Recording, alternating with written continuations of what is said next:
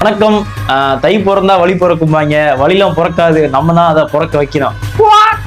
ஏன் இந்த புது பேக்ரவுண்ட் அப்படின்னா, நான் வந்து கலவை வேலைலாம் செய்யல. அதாவது இந்த சேனலுக்கு வந்து ஆஃபீஸ் வந்து கட்டிட்டு இருக்கேன்.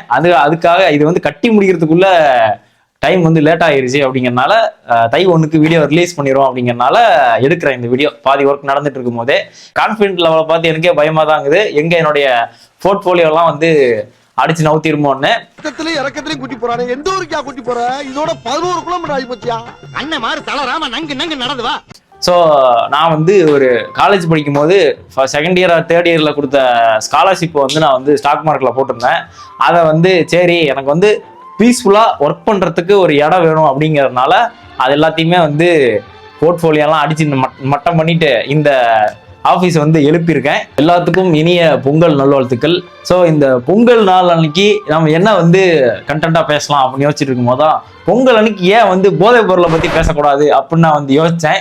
ஸோ இது வந்து ரொம்ப முரணாக இருக்குது அப்படின்னு வந்து நீங்கள் வந்து எதிர்பார்க்க வேண்டாம். ஏன்னா இந்த போதை கலாச்சாரங்கள்னால நம்ம சமூகங்கள் நடக்கிற பல நிகழ்வுகளை வந்து தொடர்ந்து பார்த்துட்டே இருக்கோம். எந்த அளவுக்கு வந்து சொசைட்டி பாதிக்கப்படுது, ஸோ அதை பற்றி பேசலாம் அப்படிங்கிறதுனால தான் பொங்கல் அன்னைக்கு இந்த போதைப் பொருளை தூக்கிட்டு வந்திருக்கேன்.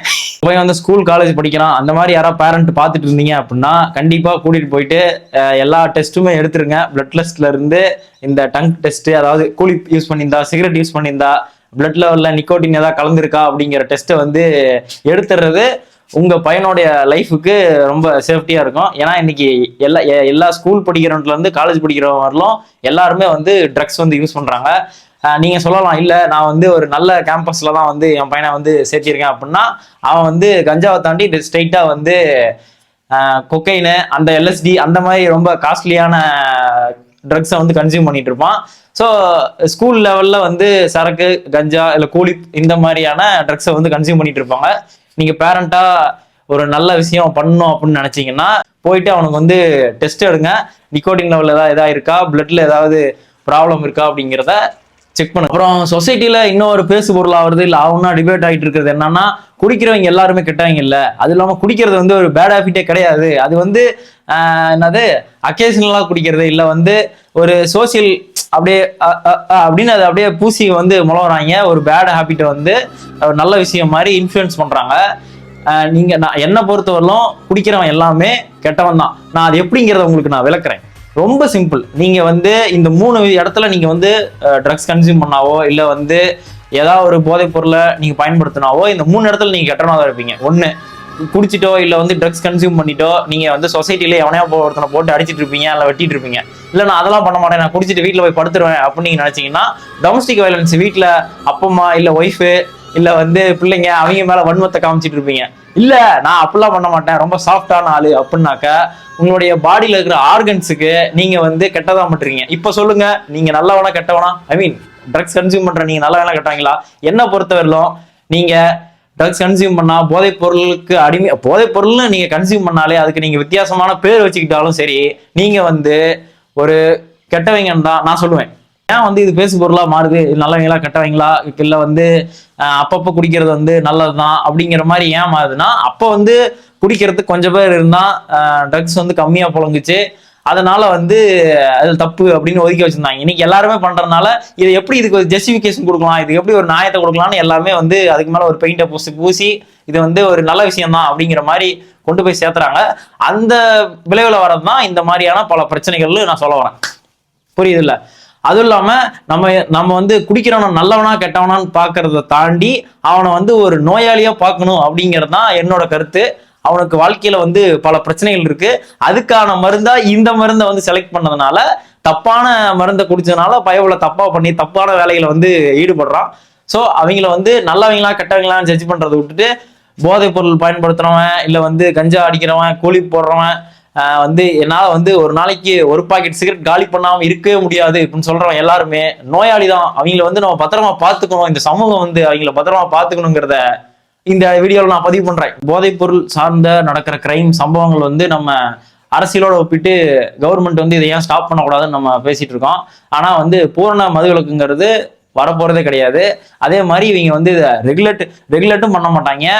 ஸோ இவங்க வந்து ஒரு லாபத்துக்காக யாருக்கானும் கொடுக்கலாம், பச்சை குழந்தைங்க கூட இந்த சரக்கு வந்து நீங்க கொடுக்கலாம் அப்படின்னு மார்க்கெட்டிங் பண்ற லெவலுக்கு தான் போய் நிற்கும். ஆனா நம்ம தான் அதில் வந்து சேஃபா இருந்துக்கணும். உங்க குழந்தைங்கள இல்லை வந்து உங்க ஃப்ரெண்ட்ஸை வந்து நீங்க அவன் சேஃபா இருந்துக்கணுமே தவிர நீங்க வந்து யாரை பிளேம் பண்ணியும் எந்த பிரயோஜனமும் கிடையாது. நார்காட்டிக்ஸ் பீரோன்னு இருக்காங்க, அவங்க வந்துட்டு இந்த போதை மருள் எங்கெல்லாம் வந்து புழங்குது அதெல்லாம் பார்த்து அவங்க ரைடு பண்ணி அதை தூக்குறதான் அவங்களுக்கு வேலையே. நம்ம நினைச்சிட்டு இருப்போம் கவர்மெண்ட் வந்து அதுக்கு எதிராக தான் இருக்கு, போதை மருந்துக்கு எதிராக தான் இருக்கு அப்படின்னு. ஆனா அப்படி கிடையாது. இந்த போதை மருந்து வைக்கிறானுங்க இவனுங்க தான் வந்துட்டு ஒரு பக்கம் நக்ஸலைட்டு மாவோயிஸ்டுக்கு வந்துட்டு புல்லட் சப்ளை பண்றது, கன் சப்ளை பண்றது, மணி லாண்டரிங் பண்றது, இந்த மாதிரி வேலையெல்லாம் பார்த்துட்டு இருப்பானுங்க. ஸோ இது வந்து அது சைடு பிசினஸா பண்ணிட்டு இருக்கிறதுனால இவங்களை பிடிச்சா அதை பிடிச்சிடலாம். கவர்மெண்ட்டுக்கு வந்து ஒரு சேஃப்டிக்காக தான் அது வந்து ரன் பண்ணதே தவிர மக்கள் வந்து நல்லா இருக்கணும் அதுக்காக நம்ம போய் போதை மருந்து பிடிக்கிறோம் அப்படின்னா சிகரெட்டையே நம்ம எப்பயோ தடை பண்ணியிருக்கணும். ஸ்டிக்கர் இல்லை சிகரெட் இதெல்லாமே வந்து லீகலா வந்து செல் பண்ணணும். அதனால கவர்மெண்ட்டுக்கு ஒரு பிசினஸ் நடக்கணும். அதை தாண்டி எதெல்லாம் பிளாக்ல நடக்குதோ அதெல்லாம் வந்து கவர்மெண்ட் வந்து முடக்கிட்டே தான் இருப்பாங்க.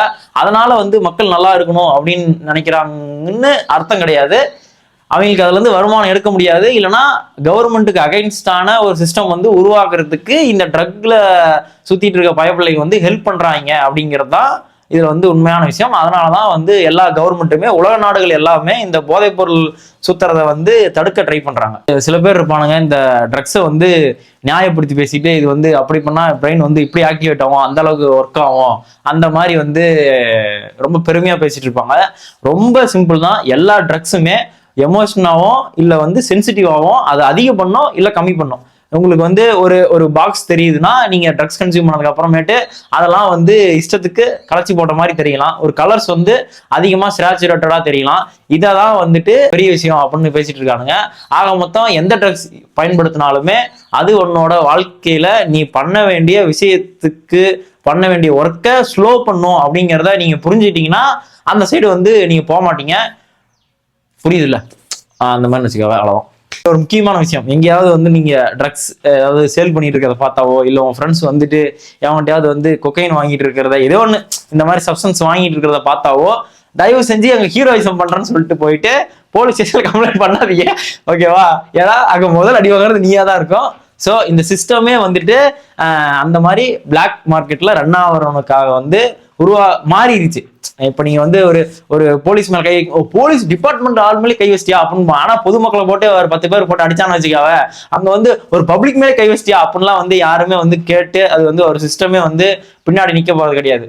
ஸோ அந்த மாதிரி இங்க பொதுமக்களுங்கிறது பாதுகாப்பு இருக்க போறதில்ல. இந்த ஹீரோயிசம் பண்றேன்னு கம்ப்ளைண்ட் கொடுக்கறன்னு போயிட்டு பண்ணிட்டு இருக்காங்க.